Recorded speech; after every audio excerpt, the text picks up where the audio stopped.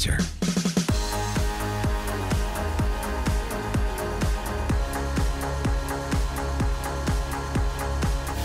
Top of the morning, Dan and Amy, and, we're taking your stories all morning, your tales of survival. No, not from the snow. No, from the 6-hour government shutdown. Oh, that's right. You know what? It was great because it happened while we were sleeping, so a lot of people didn't know that when they were waking up that a budget deal. But you know what? What happened when I woke up? What happened when you woke up? Before the deal was signed, I felt like a part of me was missing. It's a government shutdown.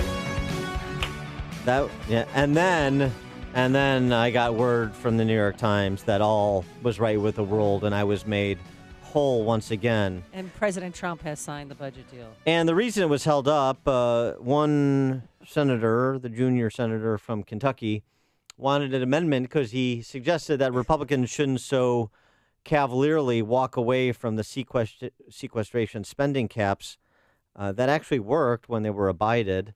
An opportunity to actually reduce government and reduce government power, meaning reduce the presence of government in your lives.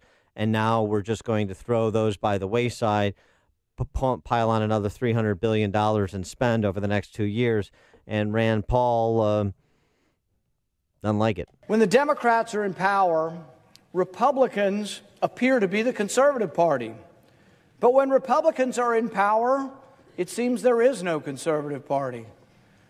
You see, opposition seems to bring people together, and they know what they're not for, but then they get in power and they decide, we're just going to spend that money too. We're going to send that money to our friends this time.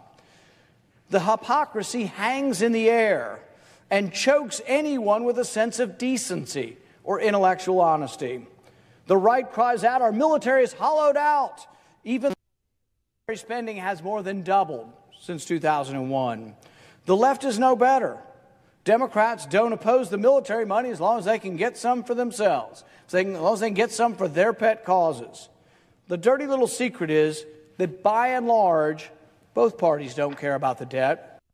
Sprinkle the infield and everybody's happy. Rand Paul, by the way, right there, it was cut off because Lindsey Graham tackled him on the well of the Senate. Right. Broke the other ribs. Here's the thing. He's right about that. He's right about it, unfortunately. Sprinkle the infield, and it's fine. He exposed Rand Paul yesterday, other than some in the Freedom Caucus and others that are intellectually consistent, which is a very small percentage of the members of Congress. He exposed all the phony fiscal conservatives for the phonies they are. But that's just my opinion. For an opinion on both sides of this, the tax cut side as well as the spend cap side, we're pleased to be joined again by our friend Grover Norquist, president of Americans for Tax Reform. Grover, thanks for joining us. Appreciate it. Absolutely. Good to be with you. What about Rand Paul's message to his fellow Republicans last night? Well, he's quite right that the government's spending too much money. I do wish, he knows that it takes 60 votes to actually get a budget or anything done. So it's not really fair to say the Republicans are doing X, Y, and Z and they're in power. The Republicans have control of the House. Even conservatives have control of the House. The Republicans have the presidency. They do not have the Senate. If we were to get rid of the filibuster rule, then with 51 votes, you could say the Republicans have control there, although we've got 2 senators who are in and out of hospitals all the time, and 1 or 2 that have tough states. We really do need to get a few more senators in order to say you have Republican majority in the Senate. And I do think it's time to get rid of the filibuster because, as Rand points out, it's too confusing to the American people for them to say the Republicans have control of the House because they have a majority, Senate, majority of the Senate, but they can't do whatever they want because there's a 60-vote requirement for laws and a lot of budget questions, and only you can do things with a 51 vote on budget reconciliation, which happens at most once a year. That's how we got the tax bill passed. It wasn't that the Republicans didn't decide, let's do something, and they hadn't wanted to do anything else. You couldn't do stuff without budget reconciliation. But if we got rid of the filibuster, then you could look the Republicans in the eye and say, you got 51 votes. If you all hang together, you can do it. But that's a fair point. But I mean, even in the current construct, aren't they deleveraging after the last government shutdown by kind of quickly agreeing to this? I mean, do a series of CRs or call the Dems bluff if they want to shut the government down over lifting spending caps. To walk away from those sequestration spending caps seems to me like a real capitulation on principle. Well, I wish they didn't. The challenge you have is that you do have a number of Republicans who are just committed to dramatically increasing the Defense Department's budget. As much as I think national security and defense is a very important thing, I don't think conservatives should make the mistake liberals make and say, well, if you're spending more money on something called defense, you must get more defense. Exactly. We laugh at people who say that about welfare or, if you put more money into the Chicago schools, then everyone would be smarter. Yeah, right. Well, maybe not, Spending more money on something doesn't always get you more of what you think you are buying, particularly when the government, which is a monopoly, which monopolies tend to be self-centered, not consumer-centered, and they tend to be inefficient and slow-moving, and it's a heck of a way to run anything.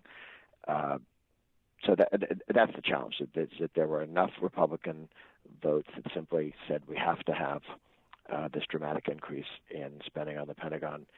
And if you're going to do that, the Democrats said, dollar for dollar, you got to pass off. And They must have to. And then looming, over everyone's head is DACA, which is going to expire March 5th. Mitch McConnell last night said next week we'll start discussing that. Do you think they will reach an agreement by that March 5th deadline?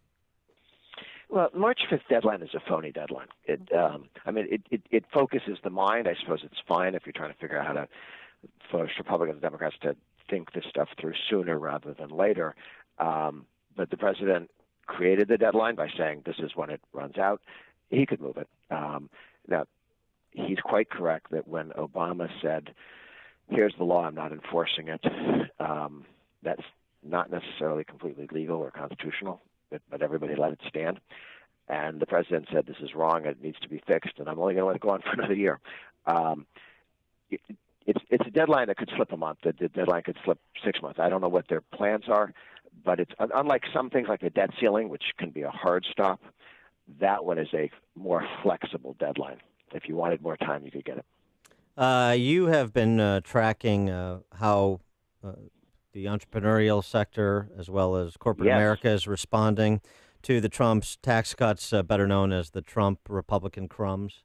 And I wonder what you're at Americans for Tax Reform, what you all are finding about the benefits of the tax cuts from the mom and pop shop all the way up to Fortune 500 companies. Oh, absolutely. And let me encourage all of your listeners, if you have a small business and you've done a bonus or a pay increase or a benefit increase because of the tax cut, at atr.org, which is our website, front and center, you can see the list of over 300 businesses, large and small, that have put in why they did it, the fact this is because of the Republican tax cut, and specifically what kind of bonuses or pay increases and other things that they did. We actually had an event last night with Paula Hinton, who's out of Peoria, Illinois. Oh, great. She came into D.C., and we celebrated her and a number of other entrepreneurs. She had $500 bonuses for 20 employees. She runs a series of spa and salon barbershops. And, her parents came from Italy. She showed up in kindergarten and did not speak English. And she's a very successful small businesswoman. But this list, take a look at it. It's really exciting stuff. It's more than 3 million people who have gotten bonuses, benefits, and had them announced by their companies. This is growing. The reason that it's not all going to happen in January, February, the companies tend to do this on their earnings reports, and those come throughout the year. So we're going to have millions more of these announced, of people getting these bonuses and benefits, which really puts a face and an immediacy to some of the benefits of this tax cut. Add to that you saw the 200,000 jobs, net new jobs in the last month. Job creation is continuing apace. And tougher to see is the trillions of dollars that was from American companies working overseas that our tax policies under Obama and previous governments penalized American companies if they brought the money back. We ended that. It's now easy for $1.2+ trillion to come back in. But in addition to that, there are people in Brazil or Germany or Japan who have their own money, and they're looking around to see where to invest. And we just made the United States significantly more attractive to anyone who wants to invest and create jobs and opportunity. Instead of doing it in another country, in the United States, we have faster depreciation schedules, which means it's less expensive to invest in making Americans more productive. And we lowered the penalty on when you earn $1. The government takes not 35, but 21. So better return, lower cost to invest. We're going to be seeing trillions of dollars more from around the world flowing. And there's a UN report kind of whining about this, that the U.S. is redirecting foreign direct investment into the United States from around the rest of the world because of our lower taxes. And the UN seemed to suggest this was not a good idea. I think it's a great idea. Yeah. And so, yeah. And I love the list. I love the fact that the tax cuts play in Peoria.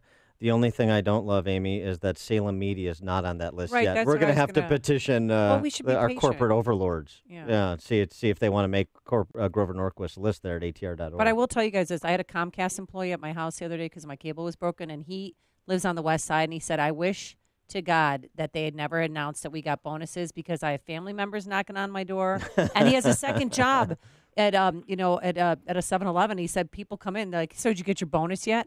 He said people are in my face. They want some of the money. Yeah, sure. Just but tell I them, know it's a good PR for the company, just- but you're putting your employee safety at risk. Yeah, okay? right. You just tell your family members I'll be over at your place somewhere between 6 a.m. and 5 p.m. So you just wait for me.